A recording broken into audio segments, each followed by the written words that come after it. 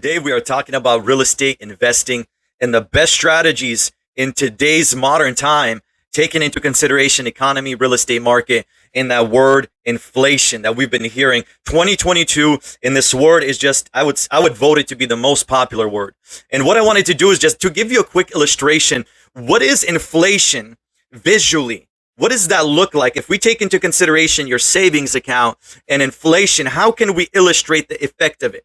And what I'm going to do is I'm going to draw you a picture. There's a block of ice. It's big, it's heavy, it's got volume, it's got dimension, and this block of ice represents your savings account. And so you take this block of ice, you put it on the blacktop pavement, in 99 degrees, and you see this block of ice before your eyes. It is shrinking, it's melting away, and before you know it, if you wait long enough, it's just a wet puddle on the ground, and then if you wait any longer, it dries up and it's gone. So that is the effect that inflation is having on, middle class savings accounts, on everybody, anybody who's not actually taking it seriously and doing something to hedge against it. And so real estate investment is one of the tools that have been proven to work for hundreds of years to hedge against inflation. And what can you do today in this real estate market?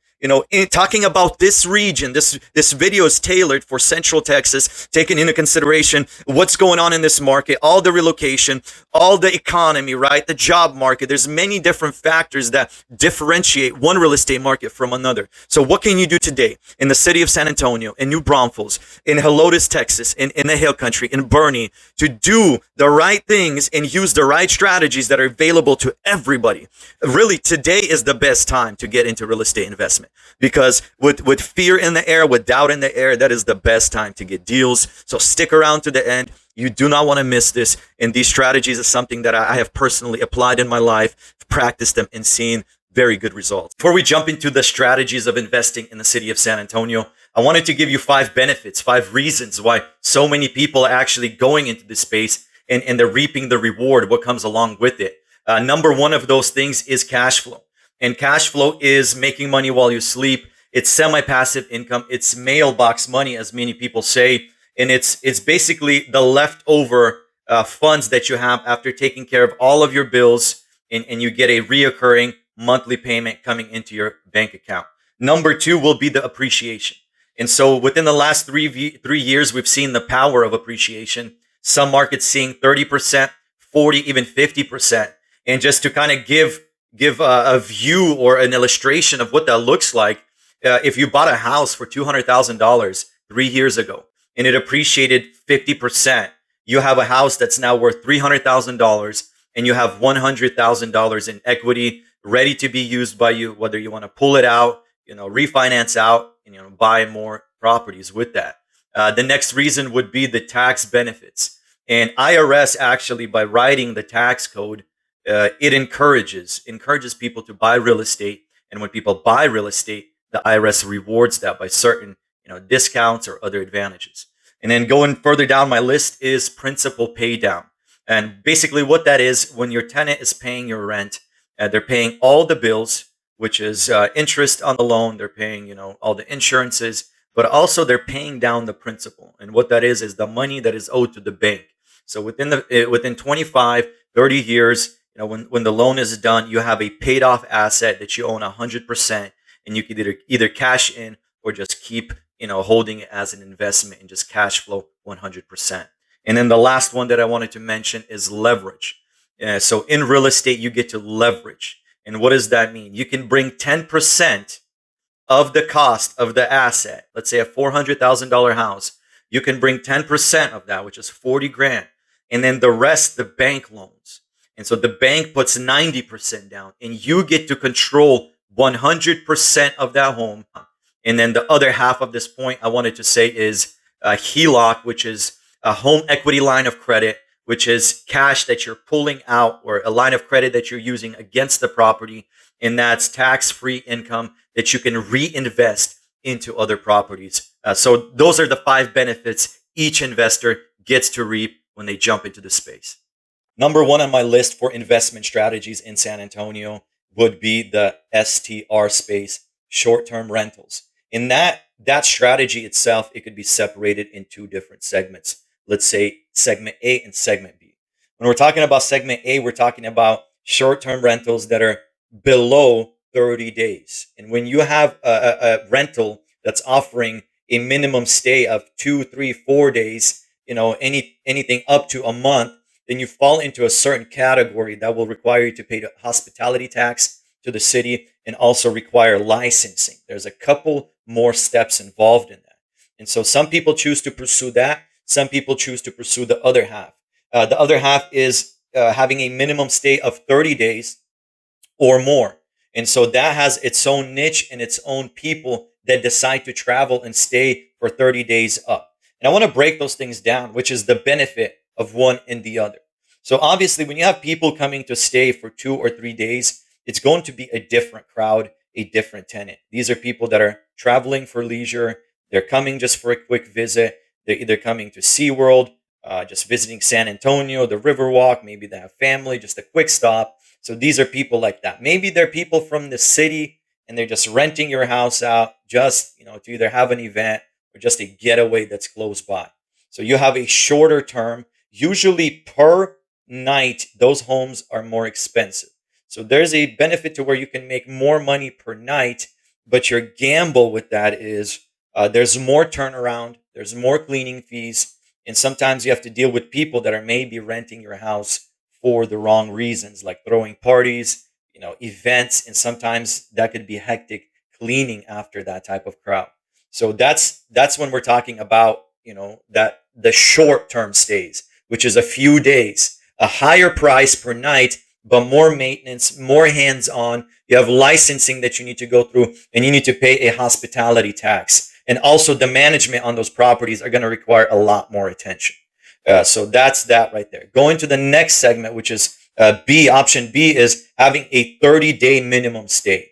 And what kind of people stay there? Those are people that are traveling for business purposes. So you have somebody who's coming to work for 3 months for a corporation. There's plenty of corporations. There's energy corporations, financial. There's a huge medical center. There's military presence here.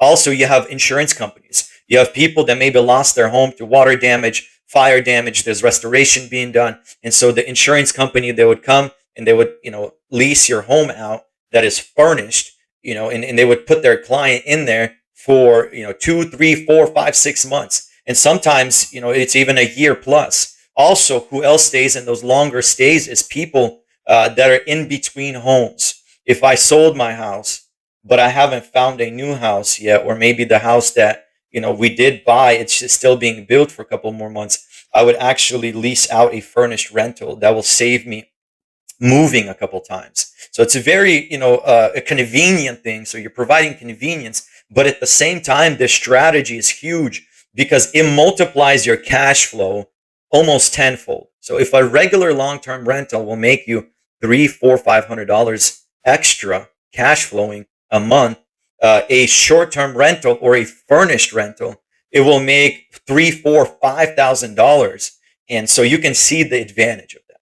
The downside of it, there's more maintenance involved. There's more overhead going into this, which you have to furnish the place. In just giving a couple tips, I have a few of these furnished rentals. I'm seeing huge success in that.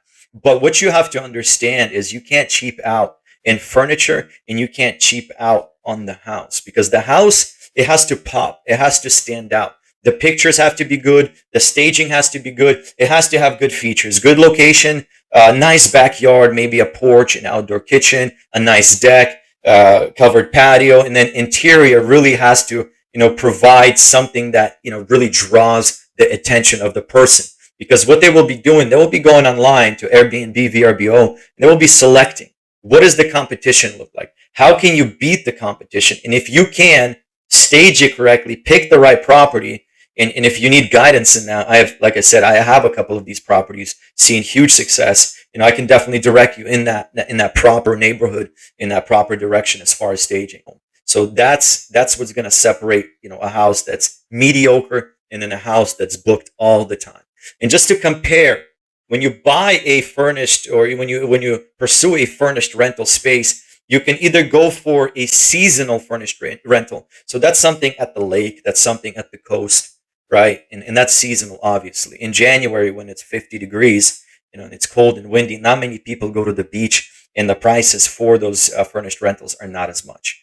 Anything by the lake as well, that's seasonal. When you're talking about buying an asset like that in the city like San Antonio, with huge job market, corporation presence, military presence, that's an annual thing because people travel for work annually. Also, being in the city, you have also clients like insurance companies and other corporate rentals. Quickly wanted to break down the costs going into a short-term rental or a furnished rental. And so my experience with this is the furniture will run you anywhere from ten to $15,000. That's with all the decorations, with everything. You will need to put basic kitchenware in there because people will be staying long term.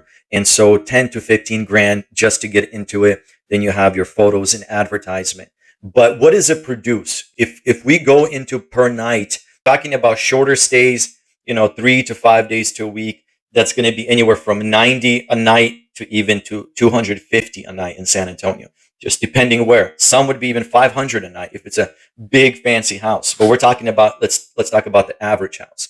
If you're talking about longer stays, those rates will be a little bit cheaper because people are getting a monthly rate, but there's an advantage: less cleaning, less overhead, less turnaround as far as maintenance and all of that stuff. And the longer stays, I've seen anywhere from 90 a night to 160 per night. If you do the math there, that's up to $5,000 with all the fees and things that get added on.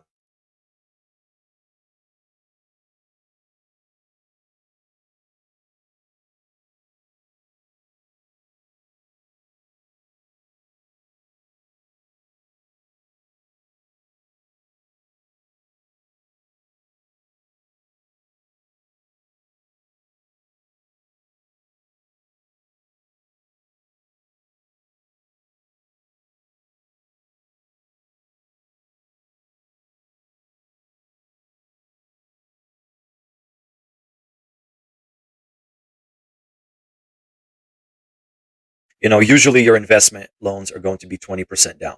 So that's just something to keep in mind. But as well as looking at the management and maintenance of the property, comparing to the overhead getting into a furnished rental, that's a lot higher. There's more turnover, more cleaning, more quality control involved because it's more in the hospitality space. This is your regular old rental. But the benefit of that is you don't have to be as involved. And if you wanted to, you can just give it to a property management company and literally forget about it. Just collect your monthly checks with your cash flow and just wait till that property is paid off in full. Over the term, the length of your loan, which is anywhere from 20 to 30 years. So that's the benefit of having a regular rental. Another thing to look out for is going to be location. You want to make sure these properties are in the right neighborhoods. First, you're looking at the price point. You want to stay in the median price point. That way, that property is more accessible to a greater tenant group. Because if you go into luxury space, there's a lot less people there. When the economy, has a downturn, the first thing people do is they downgrade their lifestyle. So you want to be in the affordable space. You don't want to go too far into the luxury space as far as talking about a good portfolio. That's one thing. Also, keep in mind having a good school district will definitely help because families with kids, they always look for a place with good schools. So if you choose the right property in the right location, and then also having employment opportunities around, people want to be close to their jobs. And so if you're able to find, a neighborhood, and there's plenty of them in San Antonio, we have neighborhoods that are close to military bases. We have neighborhoods that are close to major corporations. We have neighborhoods that are close to the medical center. So, I mean, you just pick and choose where you want to be, plenty of options, and, the doors are open to build your long-term rental portfolio. If you're the hands-off type of person, you can purchase, give it to a management company and forget it. Just wait for the next 30 years and then you'll have an asset that belongs to you free and clear. You can either cash in or literally just collect 100% cash flow. Our next investment strategy fits perfectly where we are as a country with interest rates going up, with the housing market the way it is. And that strategy is owner financing. And what happens in this is literally you become the bank. You hold the mortgage note as the bank would, and all the interest, it gets paid to you. So this is a strategy that many people deploy, and literally that's all they do. That's their bread and butter because the banking system has been taking advantage of this for hundreds of years, And there literally has to be something there. It's profitable, it's secure, and there's good returns on your investment. And the first thing is the house is the collateral. The house, first of all, is insured. So, I mean, it's not going to walk away. It's not like a car. Somebody can drive it away. It's tied to the ground. It's insured. If there's, a hurricane, if there's a fire, burns down, you have insurance on it. And then, it's a tangible asset. So if the person defaults on paying, you can foreclose on it and you still have your asset. So there's millions and millions of people that are good people, hardworking people with good jobs. And just because of a past credit mistake or maybe a certain situation right there with their employment, they can't qualify, for the regular bank underwriting. And so that opens opportunity, first of all, to serve those people that can't qualify for a home because of the tight lending guidelines. And since the 2008 recession, it has become very, very difficult to get a loan. I mean, there's a lot of checks that you have to go through. There's a lot of qualifying factors. So this opens up a market of millions of new buyers that can't qualify for the regular bank loan. And now you can actually serve these families and your money can go to work for you. So usually the way you work this deal, or the terms for this deal, is anywhere from 20 to 25% down payment and anywhere from 10% to 12% interest. And just wanted to kind of give you an example of what that looks like, what the numbers look like on that. Let's say you have a $300,000 house and you did owner financing on it. And let's take the down payment out of the picture. All $300,000 were given as a mortgage note and you're holding this mortgage. Over the term of 30 years at 10%, that $300,000 will bring you $647,000 in pure interest, plus paying off the $300K. So your income will be $647,000 pure interest. And this is why this strategy is lucrative. It's safe because there's an asset, a tangible asset that cannot be moved. It's tied to this loan. And at the same time, there's good collateral, there's good down payment, and there's good return on your money. Affordable housing is going to be my last strategy. And I saved this for last because there's a huge need today in affordable housing. We're looking at interest rates, we're looking at inflation, and it's not a secret that a lot of Americans are struggling now. Those people with a fixed income, after all the groceries went up, energy went up, and now living and rent is going up, there's a huge, huge need in affordable housing. And so investors like you and me, when we see the need in our local community, first of all, we understand that there's a huge demand. And when there's a huge demand, that means that there's a good investment opportunity. And the second reason to do this is literally to serve your local community. There's different ways to approach this. It's single family housing, with rooms that are rented out to separate people. So taking a house, breaking it down and leasing it room by room. You give people access to affordable housing. Next way to do this is to do multifamily. Multifamily without all the fancy, extras and recreational and clubhouses. Regular multifamily units that are able to provide good housing, safe housing, but also housing that is affordable. Another way to approach this is buy a big piece of land and split it up into smaller lots and put either manufactured housing or make RV slots on them. And that way you're able to bring the price of rent down by building and planning development strategically. And if you're able to do this and provide affordable housing, this is a powerful strategy. It's also a good way to improve your local community and literally provide housing for those people that are in need. Thank you so much for sticking with me to the end. My name is Svyatetskiy. I am a local real estate agent. I'm a local investor. And so if you have any questions for me, and so I don't only preach this, but I also practice this. So as far as neighborhoods, where to buy, where not to buy, what strategies to deploy right now, go ahead, reach out to me, send me a message, text message, give me a call. I'll pick up and we can definitely, work together, team up and get you in the right direction. Also, if you find anything valuable in this video, go ahead, share the video, subscribe to the channel, give it a like, and I'm going to see you next time on the next video.